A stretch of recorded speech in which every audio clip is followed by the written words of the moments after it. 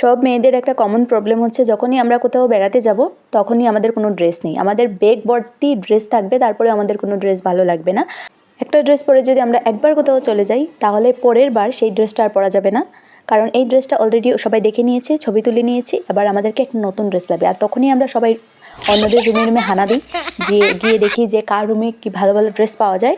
তো আমাদের রুমে হচ্ছে একজন আছেন যার এরকম বক্স ভর্তি ড্রেস আছে, এবং তার হচ্ছে একদম বিজনেস টাইপের ড্রেস রাখা হয় তার এই বক্সে, এত এত বড় একটা বক্স। এখন যখনই কেউ আসবে ড্রেসের জন্য সে এই বক্স খুলে তাকে ড্রেস দেখাবে। তো আমরা তো অলরেডি 3-4বার দেখে নিয়েছি। এখন যে যে ড্রেস ও আগে পরে নিয়েছে সেই ড্রেস তো আর সে পরবে না, এখন সেগুলো সে অন্যকে দিতে পারে পরার জন্য।